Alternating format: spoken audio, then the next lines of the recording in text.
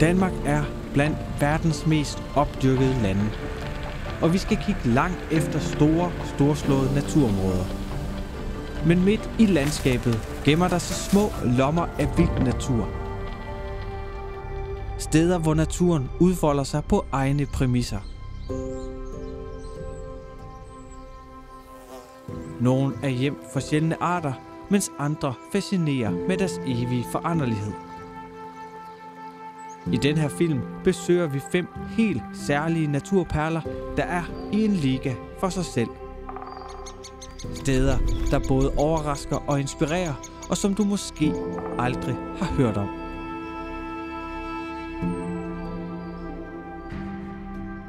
Velkommen til naturen i Danmark.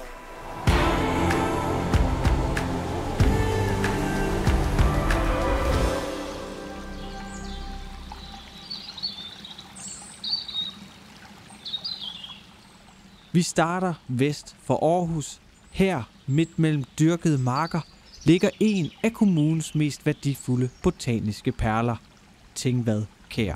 Et ekstremt rigkær, der huser mere end 200 forskellige plantearter, hvor mange af dem er sjældne.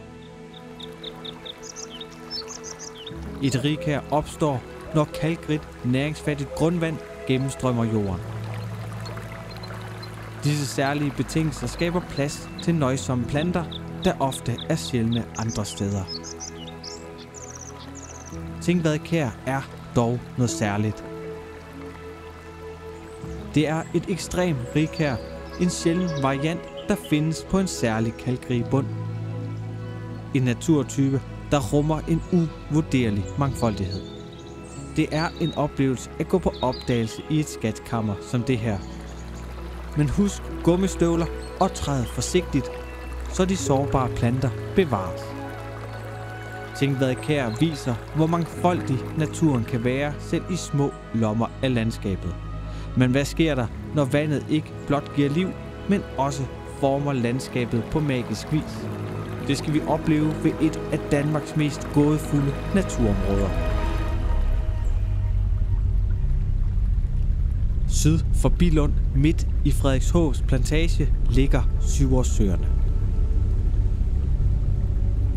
Her opstår og forsvinder søer på næsten magisk vis. I perioder fyldes lavningerne med vand, og området forvandles til et kuperet sølandskab, der minder mere om Sverige end Danmark. Når grundvandet trækker sig tilbage, forsvinder søerne, og landskabet bliver til en lyngklædt savanne. Cyklussen er uforudsigelig. Søerne følger ikke nogen fast rytme, men dukker op og forsvinder på naturens egne præmisser.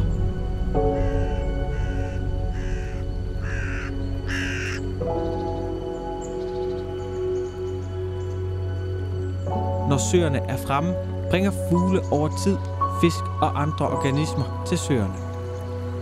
Men når vandet efter en årrække trækker sig tilbage igen, nulstilles livet i søerne, og den tørre natur kan igen starte sin udvikling. Syvårssøerne er et sjældent eksempel på, hvordan naturen holder sig selv i skak.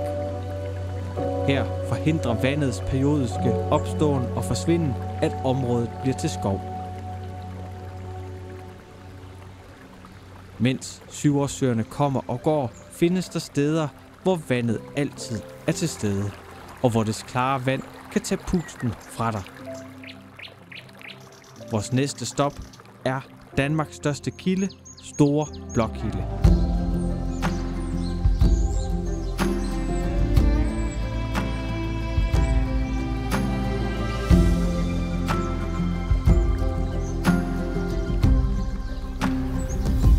I Rold Skov i Himmerland findes denne imponerende bassinkilde med en dybde på 4 meter.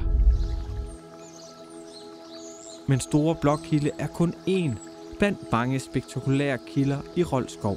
Et område, der huser nogle af de mest vandrige kilder i hele Nordeuropa.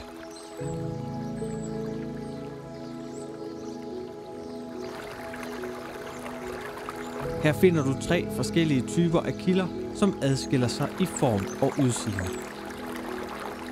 Bassinkilder som Store Blokhilde, hvor vandet samles i et roligt bassin, og den konstante strøm skaber en næsten meditativ ro.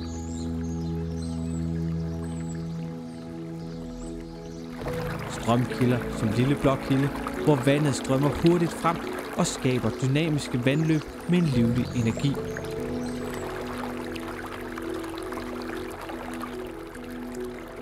Sumpkilder som Ravnkilde, hvor vandet vælder frem over et større område og danner sumpede landskaber, dækket af særlige mosser og sumpplanter. Fælles for kilderne er deres konstante fremstrømmende vand, der året rundt holder en temperatur på 7-8 grader.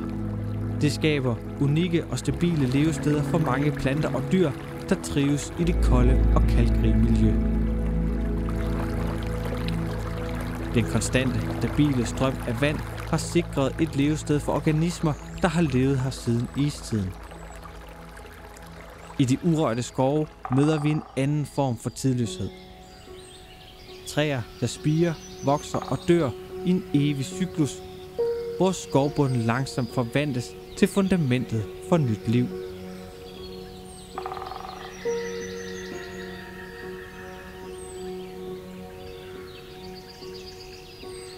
Draved Skov er Danmarks største urørte skov, et sted, hvor naturen får lov til at passe sig selv. I mere end et århundrede har dele af skoven været urørt, og her kan vi opleve, hvordan skove naturligt udvikler sig, når de får lov. Træerne vokser langsomt mod himlen og ender til sidst på skovbunden, hvor de bliver levesteder for svampe og insekter.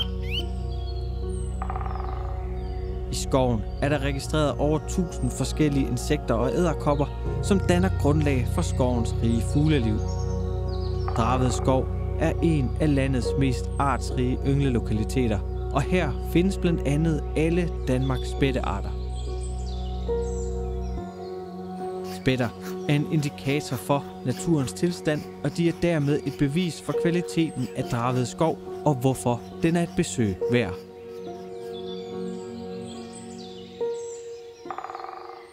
Mens Draved Skov er tæt og mørk, byder vores næste stop på en helt anden oplevelse. I Allindelille Fredskov er det nemlig lyset, som sammen med kalken i undergrunden gør skoven til noget helt særligt.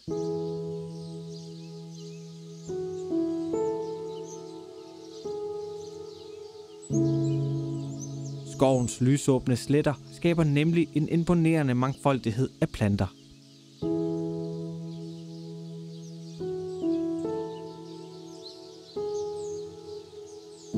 Og på skovens blot 65 hektar er der registreret en fjerdedel af alle Danmarks plantearter, hvor mange er yderst sjældne.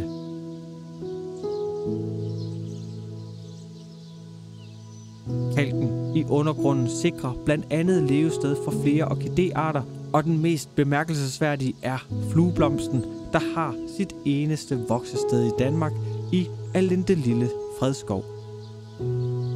Det er dog ikke kun planter, der findes i skoven.